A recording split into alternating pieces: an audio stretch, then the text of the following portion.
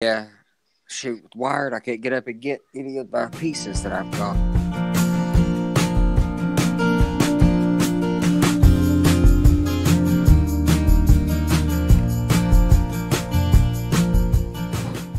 Yeah, I want to say hi to Eric too. Hi, Eric. Hey, Eric. Bruce, you want to say hello to Eric? Hey, Eric. Ralph? Thanks for joining us. Eric, get off my lawn. There you go. Sparky 107 wants to know how can he get to watch A Model Is Life or listen to A Model Is Life? How can he do that? If he goes to amodelerslife.com, there's links there to the free site, which is Libsyn and iTunes, and there's other. You can get it on Google Play. He can get it on TuneIn and Spotify.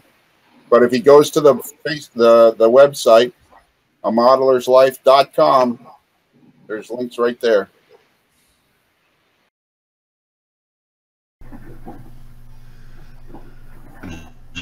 Zappa Gap. Yeah.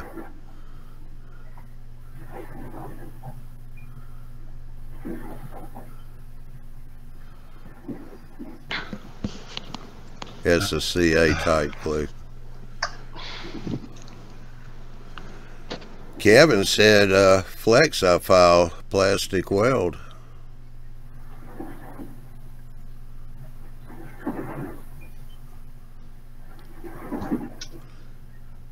And Ron was saying MEK. No, I can use. No, I can weld with acetone. That works. It's beautiful. But I can't print this job in ABS. It has to be PLA.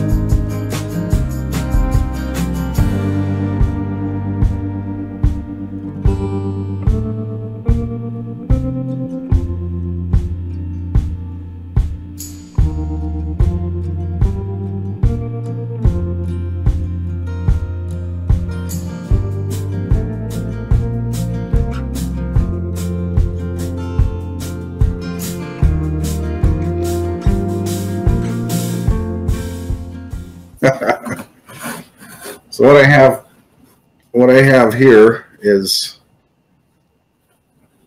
you'll see that I've got 9 different LEDs on here, and they're just kind of slowly changing. One comes on, one comes off. You know, it's kind of a slow pace. We could sit here all night watching this very slowly go, but you know, if you actually had these in windows in your different buildings, or even one in each different building, it doesn't even have to be windows in the same building, then you'd want it to go this slow or maybe even slower. And that's about the only thing I'm going to have to show you in the sketch. So we're going to go back to that real quick. Actually, let's build this thing first. So I just put it together so that you could see what we're going to end up doing. And what I'm going to do is just unplug my Arduino and tear this thing apart real quick.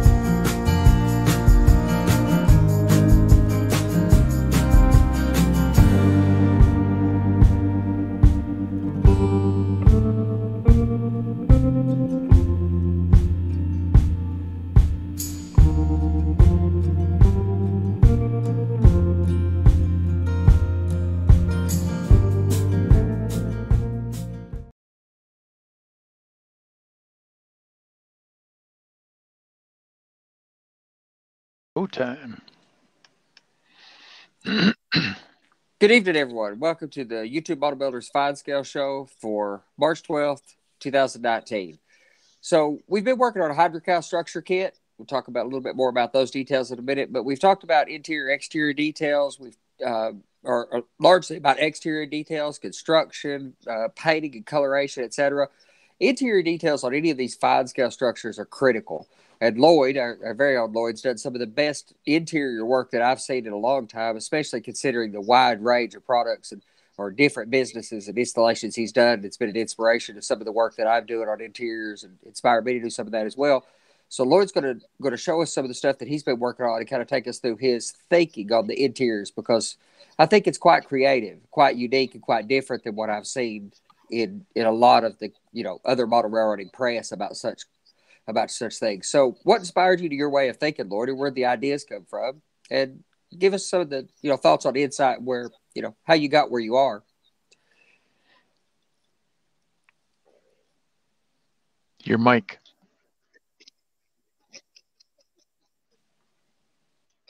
Sorry about that. That's better. Most of my buildings are inside 12, 18 inches. So they're very close to the edge. And being close to the edge, automatically you're seeing inside the building.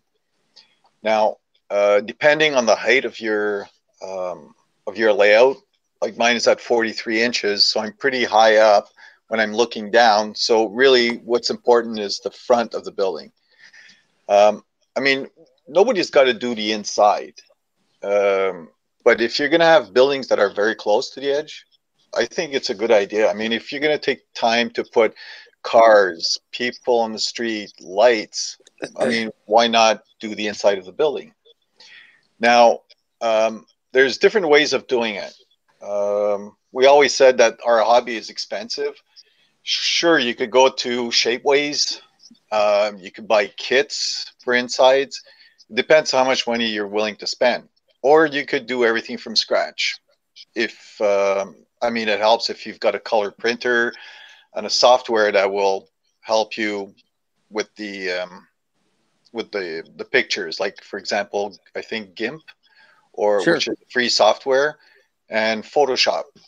I've had Photoshop since 2007, so that's the one I'm using. So it's still good. So like I said, it's the fact that all my buildings are inside 12 to 18 inches. I want to see the inside. So what was I going to say? The GIMP's free software, and it runs on everything: Windows, Macintosh, even Linux. If you even had a quite a bit older computer, you could put a free Linux operating system. And yes, you have to spend a little bit of time working with it, but I think most people with even moderate computer skills that are adequate with Microsoft Word, for example, could probably learn GIMP in 2 or 3 hours with the built-in tutorials and all the YouTube content that's available about that as well. Be entirely adequate with GIMP for doing what you've shown you can do, with your methods. The fact that I use Photoshop. So in Photoshop, I can tell my drawing I want it to be, let's say, an inch tall, which an inch tall is almost, what is it? About 7 feet. Yeah, almost 7 feet. So maybe an inch and 1/8 will give me an 8-foot ceiling. So the fact that Photoshop can do that, it becomes much easier to scale everything down to exactly what you want. So a color printer is very useful, and the software to be able to do all that kind of stuff, because everything is going to be important to scale. Like, for example, if you're going to do the floor, a tiled floor, like for example, for my barber shop, it's a black and white tile floor. Now, I know that my tiles are going to be, it could be 16-inch by 16-inch or 12-inch by 12-inch. So you got to make sure you scale it down to fit that building. So the first step I do is, if I've got the building, it's to decide what kind of, what do I want to put in that building? Is it going to be a barber shop, a pet shop, optometrist, a beer store, a restaurant? So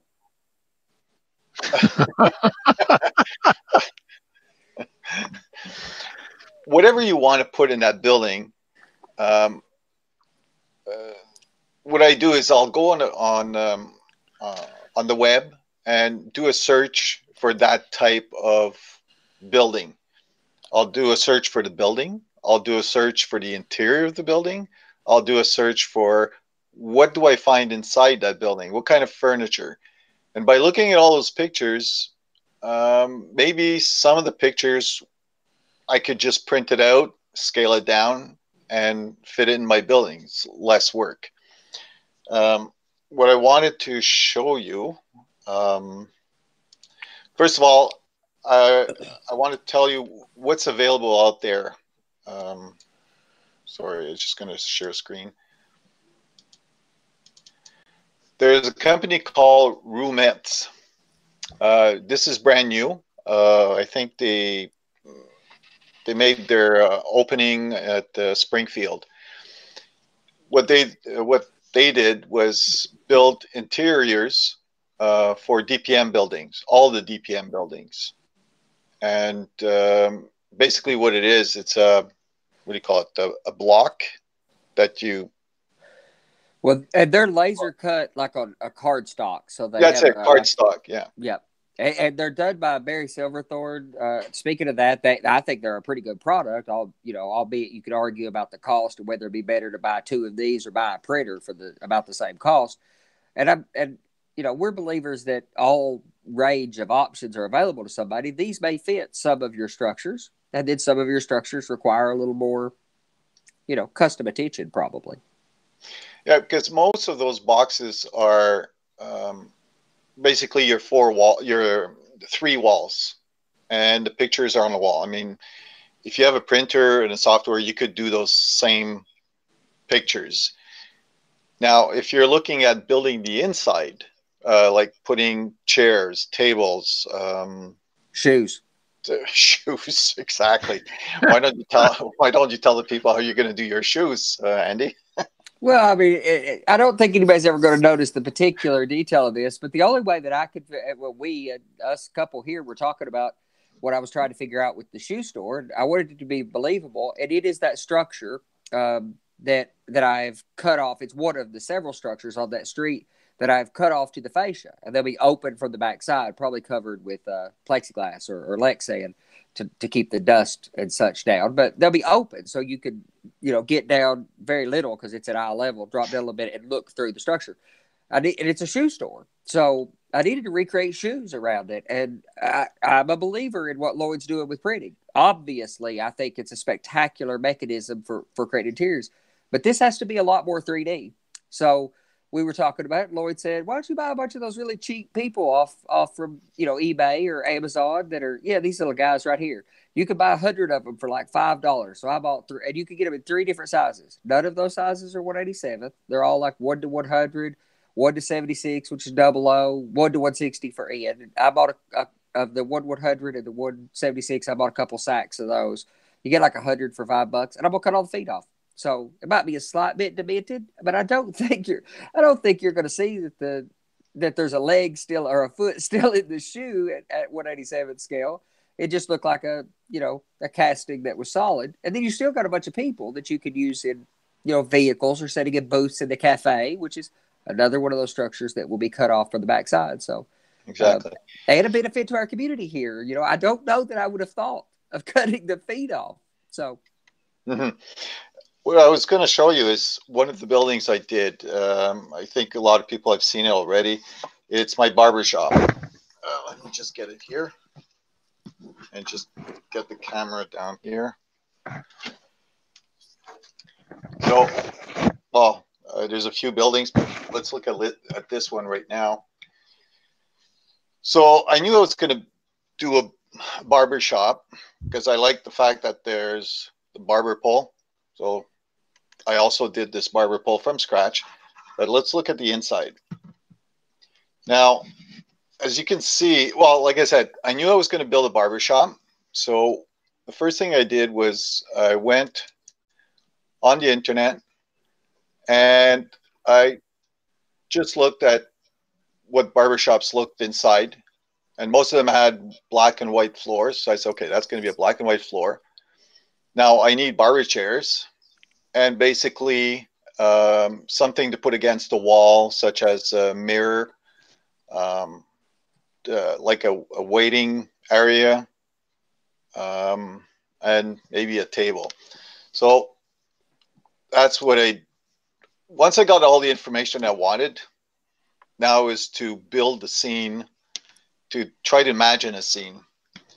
So as you can see on this side here, I did mirrors with aluminum paper and a little counter for, I guess, to put the tools on.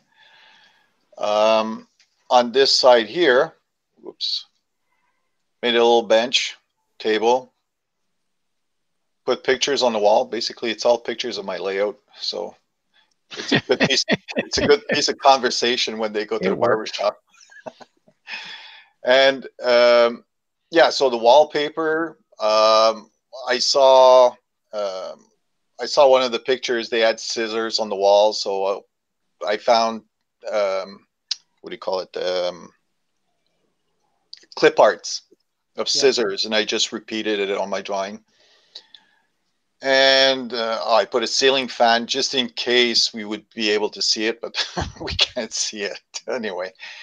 Don't forget, even though it's 12 inches away, you probably won't see all those details. But if somebody just bends down and wants to see what kind of details you put in, then they'll be able to see everything. Even the book on the table, I don't know if it's going to be clear. No. When I look at it, I can even see what's written on the book. Wow. And that's because when I was in Photoshop, I was able to increase the resolution to 500 DPI. Yeah, dots per inch. And then shrink it. At first, I used to leave it at 72 and shrink it and increase it. Then it was all blurred. So it's the opposite. So details like that. Also, those those chairs, those barber chairs, they were made from scratch. That's if you have the time to do it. I mean, again, it's not going to be close enough for you to see the details, but I mean, it looks almost like real. I remember that first one you built. I remember you building that live on camera. I remember the first one took you a little time, but well, yeah, because it's only 1/4 of an inch by 1/4 of an inch, so that's pretty small. Sure, you could buy them at Shapeways. I think no, it's not Shapeways. There's somebody that does it in metal casts, and you're talking about $8. So if you're going to put 3 chairs in there, you're talking $24 for the inside. And it's probably double that in Shapeways, I would imagine. I wouldn't be surprised. So, you like I've often said, you don't have to make this hobby very expensive. It's just time consuming. So if you calculate the entire cost of everything that's in there, you're probably talking about 5 to 10 cents. Unless you don't have a printer, then you have to buy a printer. But that's just one example of what you can build inside.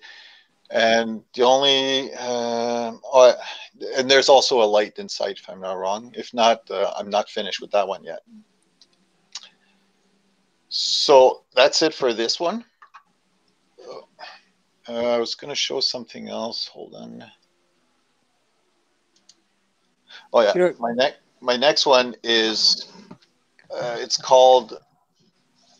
Oops. Oh, hold on. Yeah. It's called ICU. That's my optometrist. Now, if you can see through the window on the right, this one here. Yeah, on the right. Yeah. You can see a rack of glasses. Well, anyway, let me just take it out. Just to show you what it looks like inside.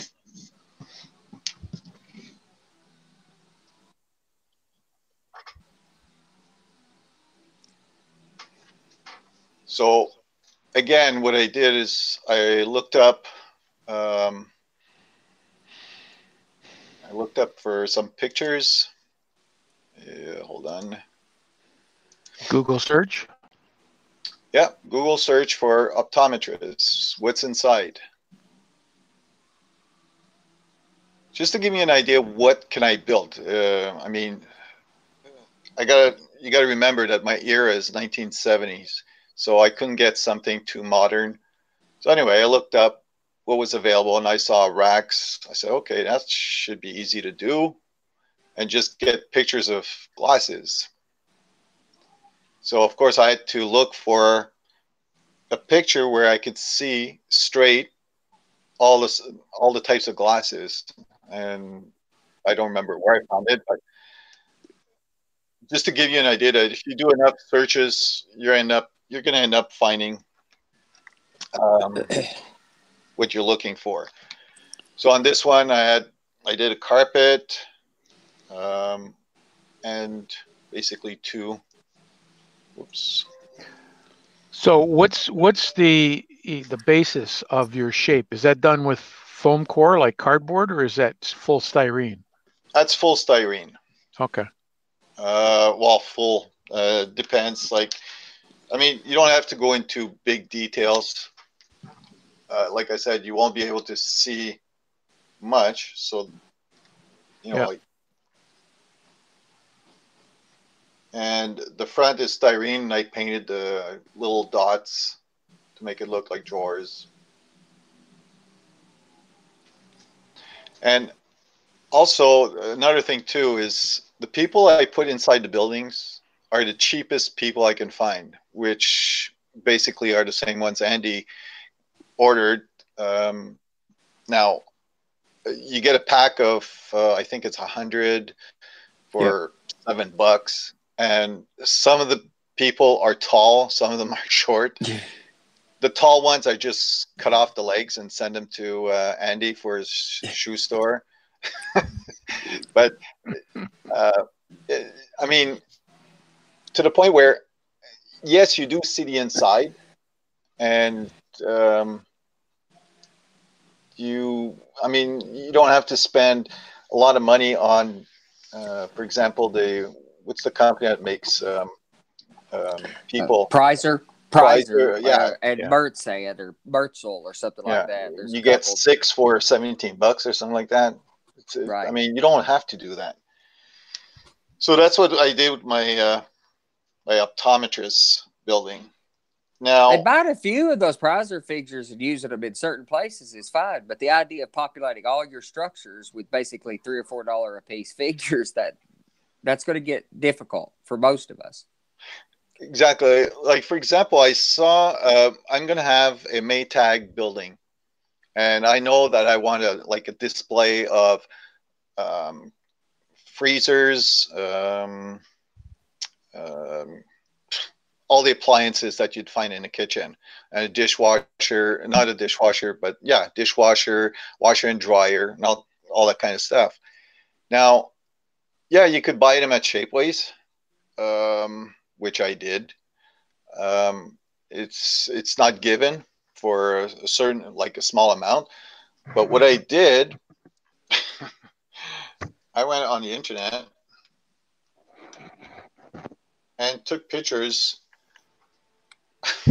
of a fridge. I don't know if you can. And just printed it out and folded it up. Well, I put it on styrene. Sure. Okay, and I mean, from 12 inches, 18 inches away, you won't see the difference.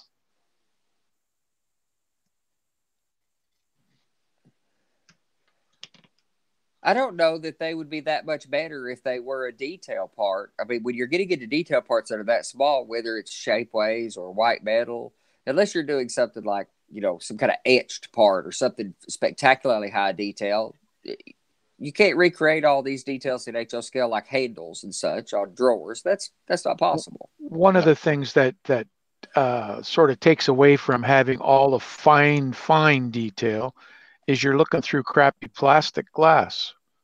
So it doesn't matter how much detail you put into it, it's going to be obscured by the glass because it's not crystal clear.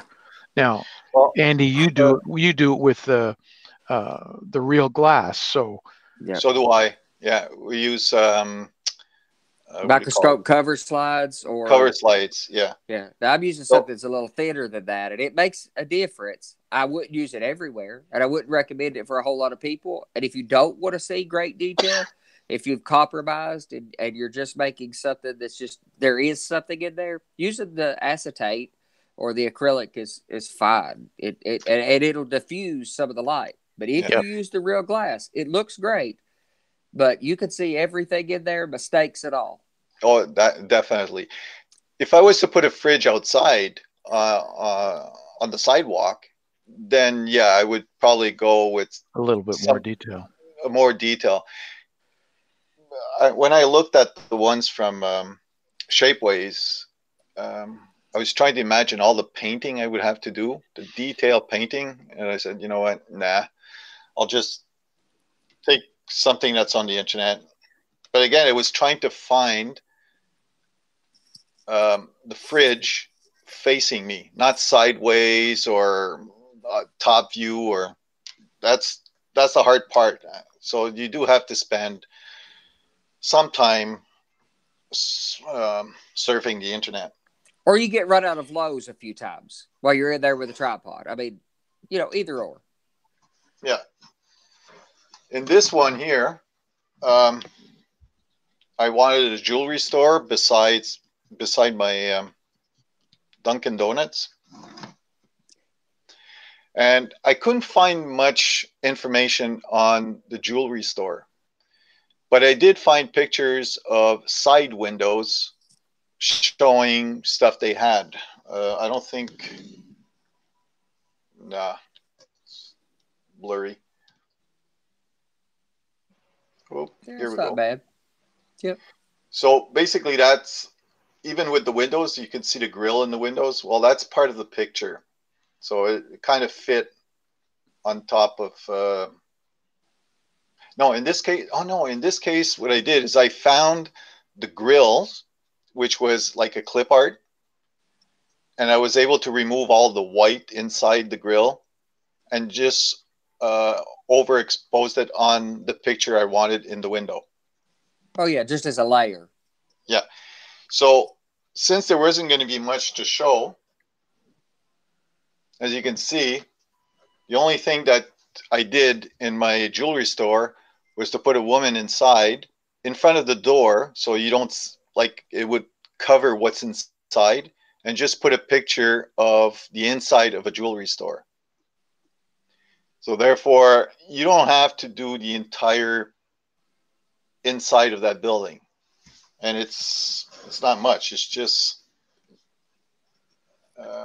it's just representative of what's in there. And, you know, and there's plenty of structures where that's all I'm doing as well as representative.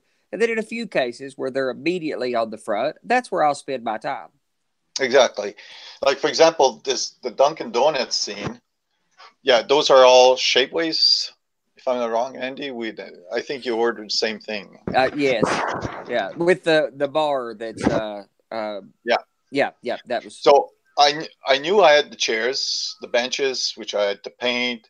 Now it was to find people to be able to sit, like different people. And I remember having ordered unpainted people sitting down. So now I just have to paint the people, which is going to be a tough job.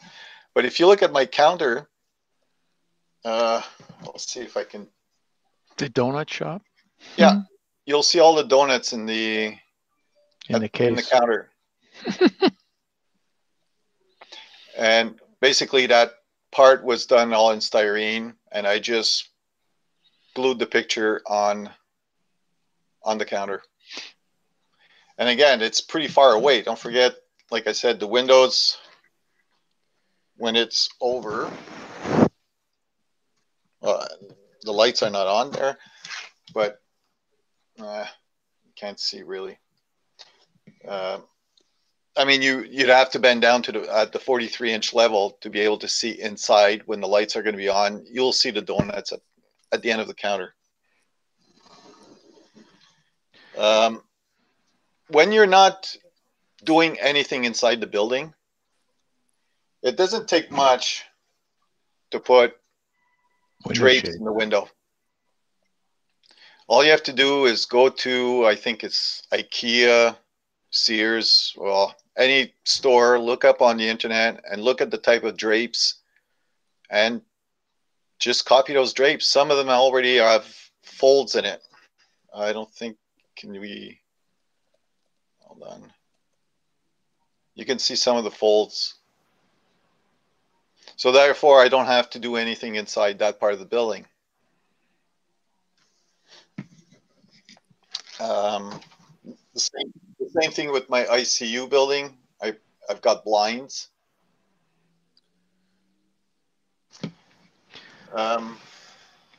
This is another building I've been working on. It's my LCBO, which is a Liquor Control Board of Ontario. Exactly, and what is it called? Slots. Ontario OLG, Ontario Lottery Gaming slot machine. Now, usually with slot machines or a casino, there's always drapes in the windows so that people can't see inside, or you can't see outside to see what time it is. Well, I left mine open so you could see inside. There's a man with a cane and he's in front of a slot machine. And sure, pick on us old guys. And inside the LCBO, okay, hold on. Best thing is to take it off. Come on.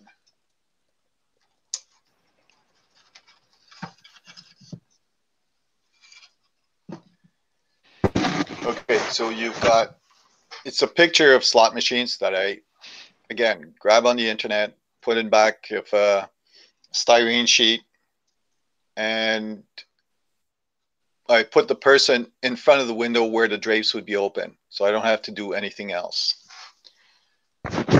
As for the liquor commission, again, I was able to find pictures of racks of bottles.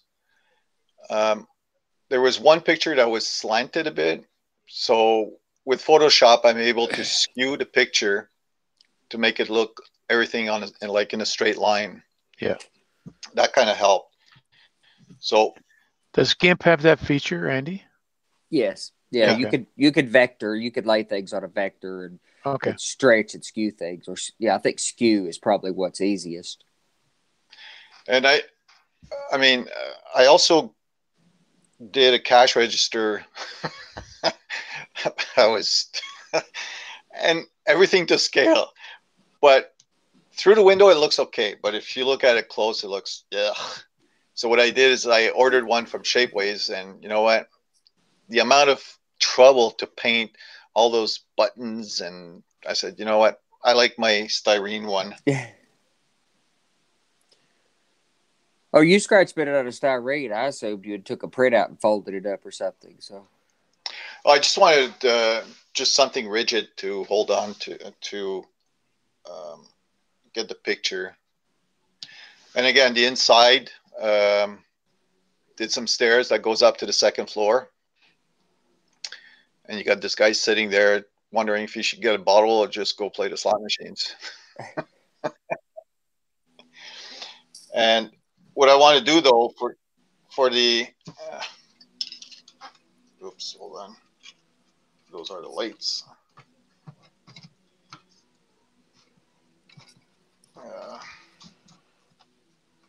Anyway, what I want to do at the top is have the opposite of what you see. So LCBO will have Alcoholic Anonymous on the other side. Yeah. And the slot machine here will have Gamblers Anonymous upstairs on the opposite side. When I do my research on looking at what the building should look like, the inside, my theme all around my layout is not that it should be funny, but you know, some people should have a laugh looking at it. So that's why I look at different names. I also have a pet shop that I did, which I got to do redo the inside because I found better things for, like I want a dog inside the house. Now, this is a hotel. I think Ron Marsh did the same thing, the same hotel. In N scale.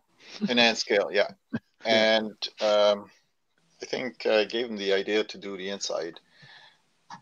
What I did is, if you look at the inside, oops, here.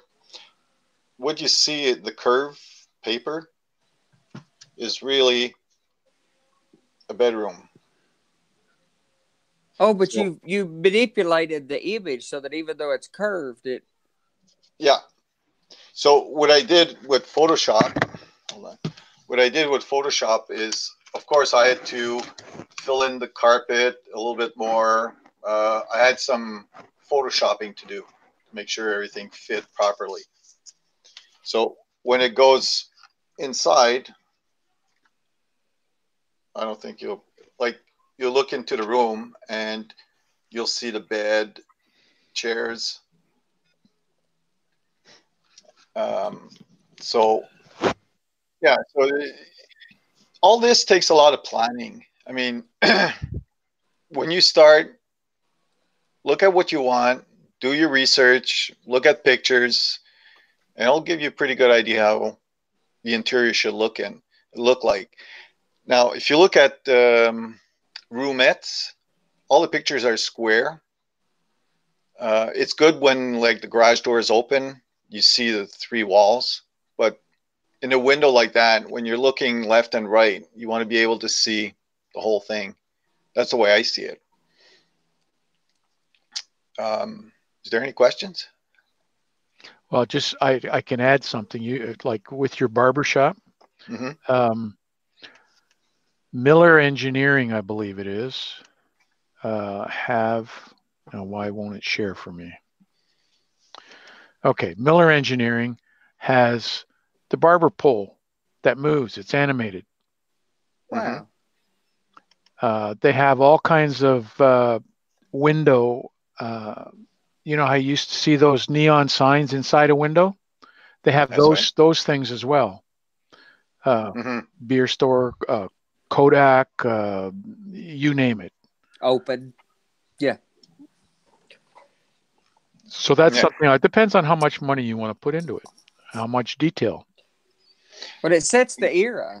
Lloyd said that earlier. You know, the structures, we've all talked about this quite a bit, is that the structures don't define the era of your layout for the most part. I mean, something super modern, but most of these brick structures, the DPM structures, most of the structures we built on our layout could have been built anytime between 1900, give or take, and still be there today. And maybe the degree of, degradedness might set the era slightly, and things like graffiti and stuff. But interiors make a real statement about an era, because a lot of shoe stores look different in 1950 than they do today, considerably.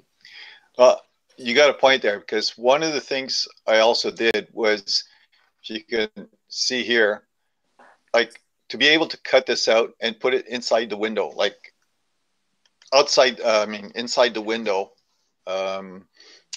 I had to make sure that I would get old pictures. Like, for example, that's an old picture. Even that upper cut could be an old picture too. Barber shop there.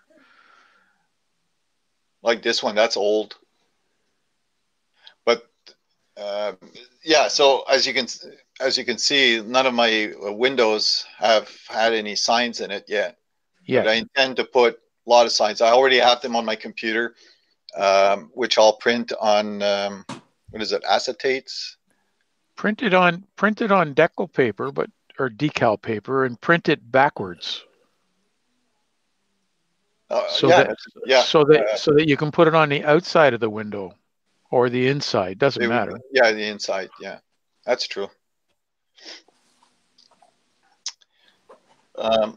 So and then if it has something that's white in it, well, then you just put a dab of paint or a piece of paper where it's supposed to be white. Right. That's all. This is easy because it's DPM. But if you're going into other types of buildings, like for example, the one Andy's doing, even the styrene buildings from Walters, any kit, if you're going to put them, like I said, 12, 18 inches away, I mean, just hide all the windows, or just do a little box. What do you call those boxes? Shadow boxes, just for that window, so that, to show that there's something in it. That's all I'm doing. All I'm worried about doing is recreating the little area inside of a window that I need something in there. The shadow box trick is spectacular. Again, all it has to be is representative, and it depends on, there are structures on the front of my layout that have to have the complete interior, basically, because there's no hiding anything on it. But anything that's more than a foot away, a shadow box with anything that's representative is adequate. I remember Ralph saying that you look at a scene and it has to kind of say like a story. The scene has to say a story. If you have people walking on a sidewalk, or as soon as you add people to it, you're now starting to tell the story. Yep. And depending on how you group it, will tell the story. It brings the layout the life that it needs. Something that that our layouts often quite easily suffer from, is that it's basically a stationary diorama that the trains are moving through. And if you're just building a diorama, that works pretty well. But if you're building a layout that you want it to feel alive because you're operating trains through it, you're bringing it to life. And I often hear operating sessions by people said that way, where they say, all the guys, there's nothing better than when all the guys show up and bring the layout to life. You want to bring that life to the layout with some animation as well.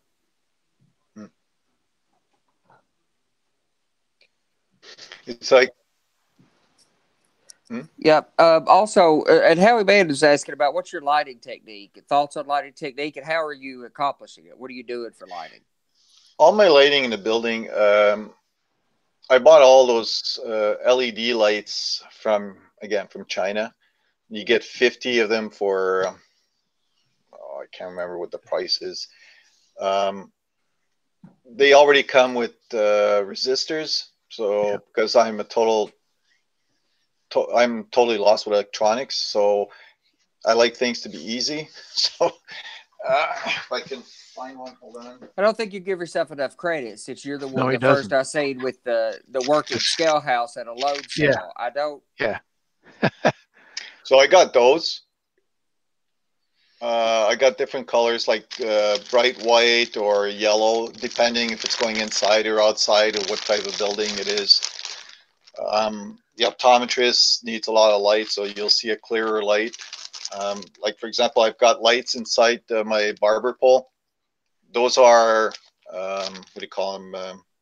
EMDs, the small ones there. Oh, SMDs, surface mount device. Yeah, they're so small that I've got one at each end of the barber pole, so the barber pole is lit.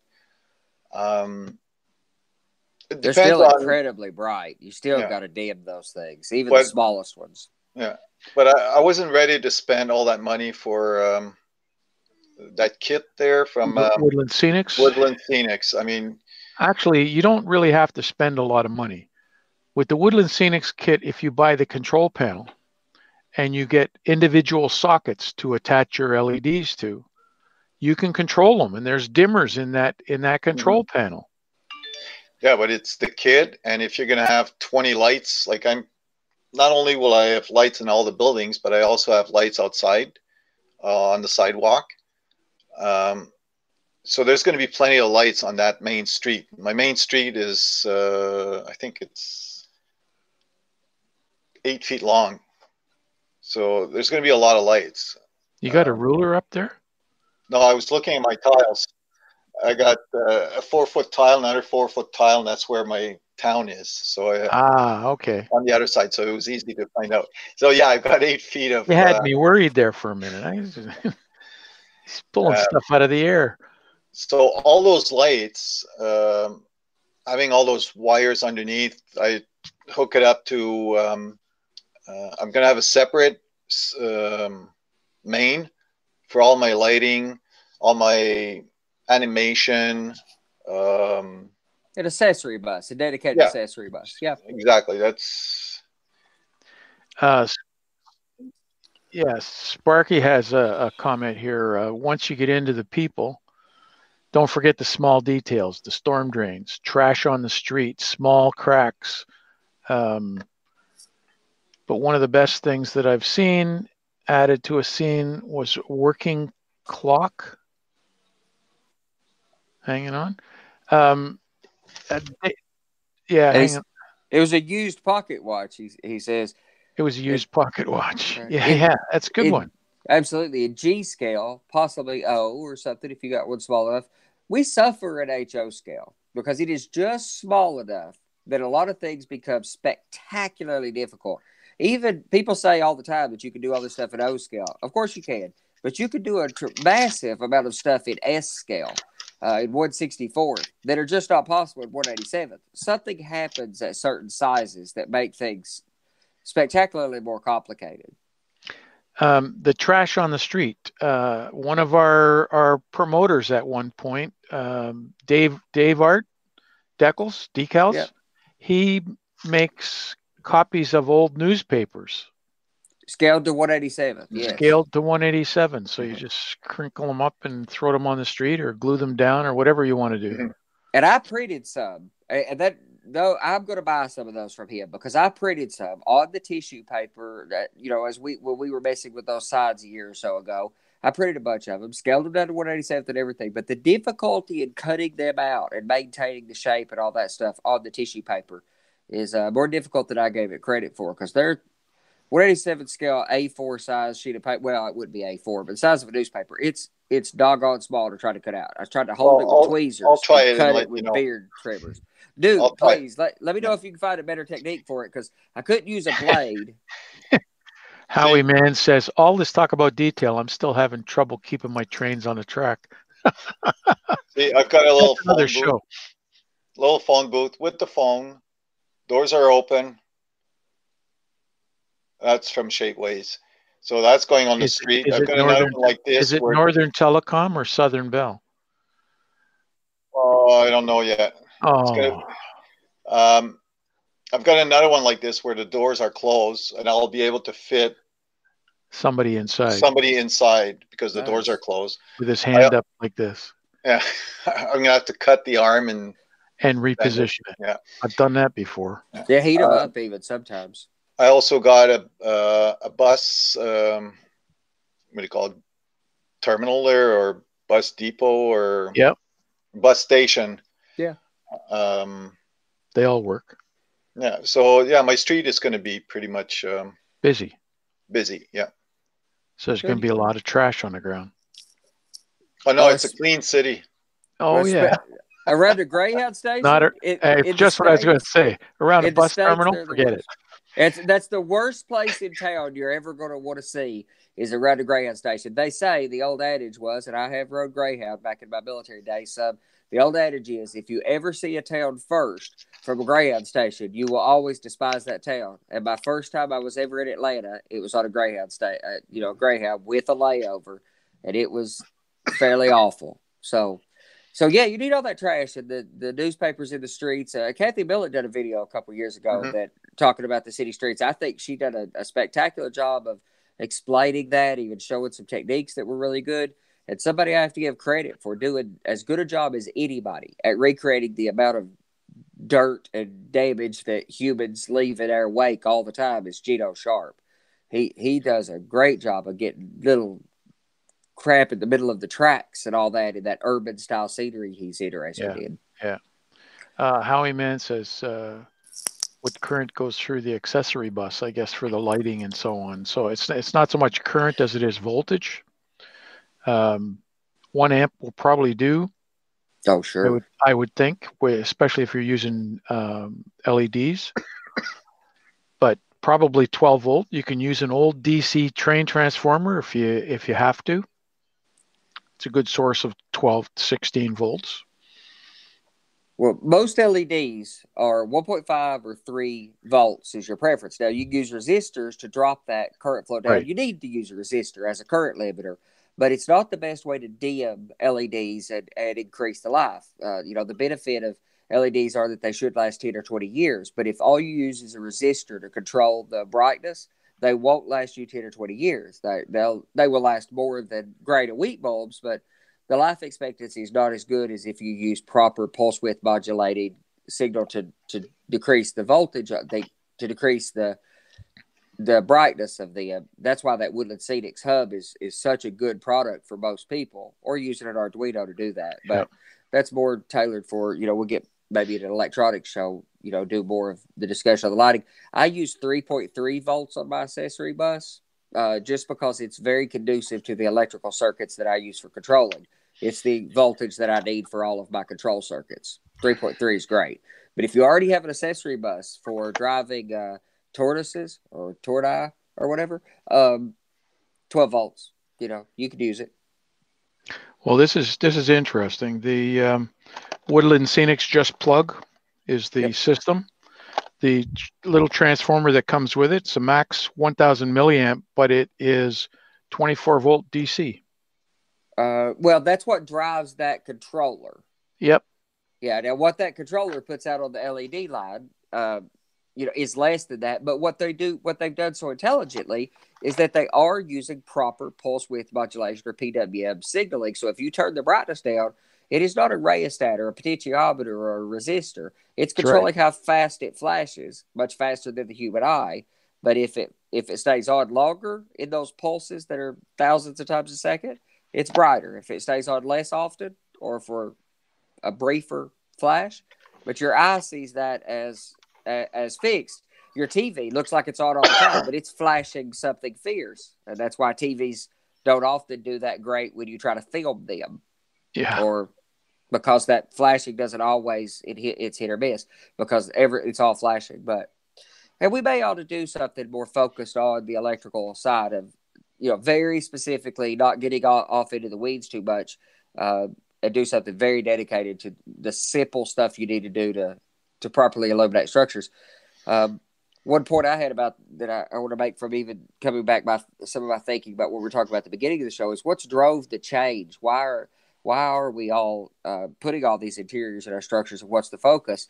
And I think these trends in the hobby have shifted so dramatically that 25 years ago, virtually all layouts were 36, 38, 40 inches at best off the ground. They were quite low. They were at waist level. I mean, most of them, even, some of the best modelers, most well-known, and the people who were on the cover of Model Railroad or another hobby press, they were all at waist height. That was the common standard of the day. And it's why puffball trees, that's believable when a layout's at that height, when you're looking at it from as if you were looking out the window of an aircraft going by, and you don't have to do that much interior work. But as we've brought our layouts up to closer and closer and closer to eye level, a lot of consequences come with that.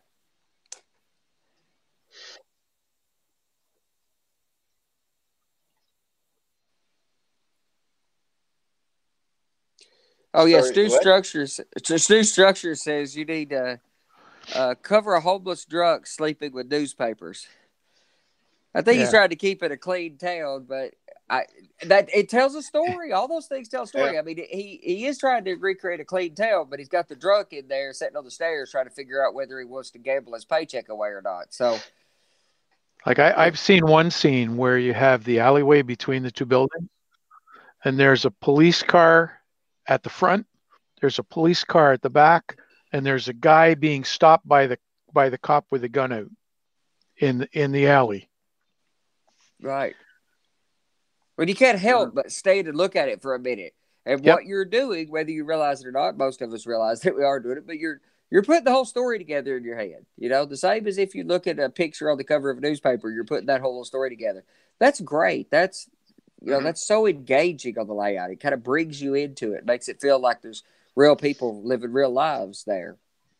But basically, as a conclusion, you don't have to spend a lot of money. And you could make your layout a little bit more, like you said, active or telling a story. And like I said, for pretty cheap. It's like my winter building, the building with the snow I did. Since it was an abandoned building, I wasn't going to put any lights in that building, but all my buildings have lights. So all I did was, I think Ralph gave me the idea of putting two hobos inside with a little, fire? Burning barrel, yeah. Yeah. So I added two lights inside the barrel, yellow and orange. Yep. Hooked it up to Arduino, and it just flashes. Just creates a little story saying that those two guys are staying out of the cold. Before we go on to anything else, Sparky responded to Howie Man. Voltage will mostly stay the same, say 12 volts, but the amps is determined by how many lights. This is correct, but your analogy is not right. 4 lights will not be 2 amps. If you're using incandescent bulbs, you can on 1 amp, you could probably put about 10 or 12 lights. At least. With LEDs, you can put up to 25 or more on 2 amps. Actually, you probably do almost 100 on 1 amp. Yeah, I'm doing 0.4 of an amp. Okay, so an Arduino, the most an Arduino can control on all of its outputs, a standard Uno, is 0.4 of an amp, 400 milliamps. And that's, I was getting ready to say that in the chat as well, is that we're pretty much always talking in milliamps, because nothing we ever take, until you get into like O-scale and G-scale locomotives, there's not a lot of point in talking about amperes, because you're never pulling that. You could put at least on that 400 milliamps that Arduino can control, you could drive at least a couple hundred, if not more, LEDs. I was told about 50 to 100 LEDs. That's on the safe side. Yeah. You're not going to have problems. So that's why my entire town of Hawkesbury, all the lights are going to be, basically it's going to be more than that there, but yeah. Think about it. The LED lights are drawing way less than a locomotive on your track. Mm-hmm. And if it's a DCC locomotive, the amperage the peak amperage is 1.5, and now they're even 1 amp, not anything more than that. That's a lot of draw for even for a DCC locomotive. That's the stall amperage. Oh, the most I have been able to get out of any locomotive, we were talking about this in the other chat recently, the most I've been able to get out of a locomotive, putting it at 2% grade with 26 13-ounce coal hoppers behind it, is 0.33 of an amp. That's the most I could ever get one of the modern locomotives to go to. So a lot of people out there are worried about needing 5 or 10 amps for a layout.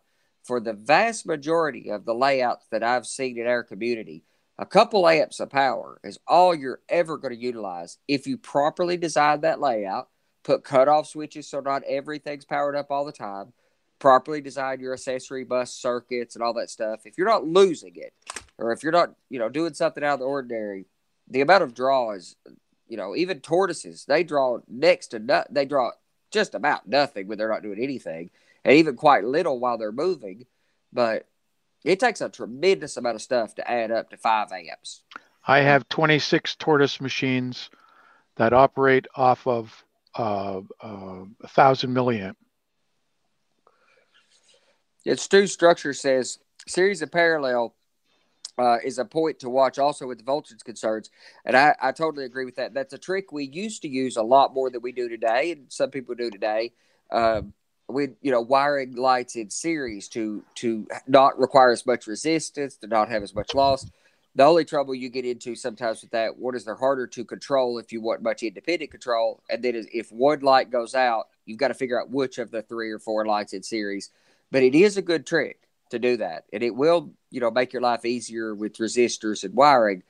The troubleshooting, that's something that if you're building a layout of much size at all, you should be thinking about troubleshooting as your second thought to anything. Whatever you're designing on your layout.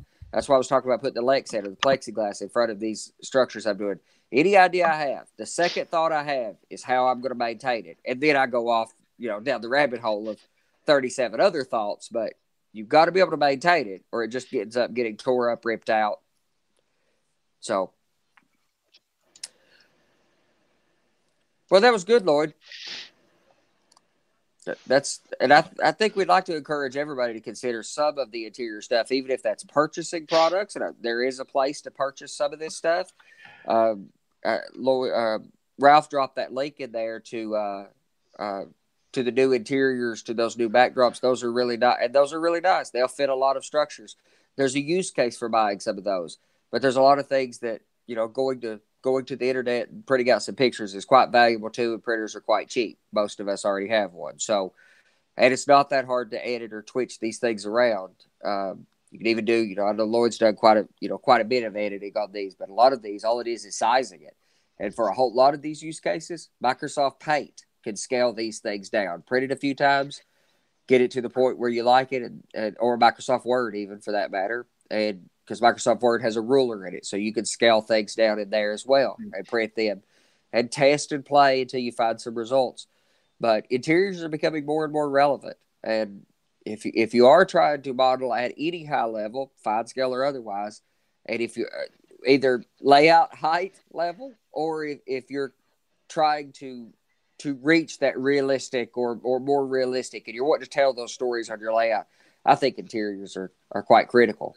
I'm really excited to have got Lloyd on because he's done such interesting and creative work with so many stories in his little town that was really good stuff. So, all right. Thanks everybody for joining us tonight on this show. We'll see you again next month, of course.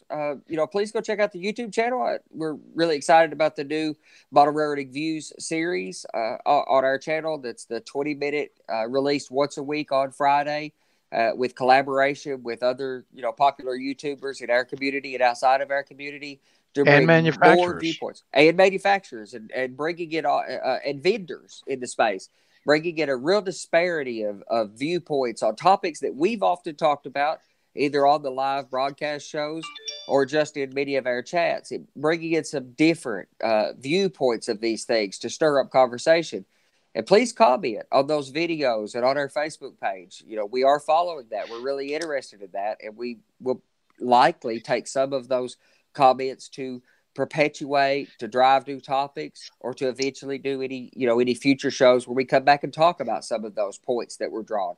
So it's not just a conversation of the viewpoints, but the idea is to start or to continue a conversation and to keep continuing these conversations, because it's the only way we're going to figure some of these complex concepts out in the hobby as to help people where to land and how to engage with people and bring people into the hobby. The only way any of that happens is a continual conversation that we're all part of. So that's a really exciting show series.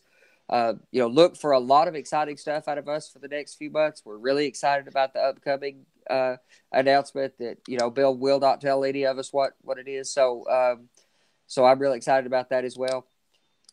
Thanks everybody for joining us. Thanks so much for jumping in, Lloyd, Ralph, as always, of course. And this was this month's YouTube Auto Builders Fine Scale.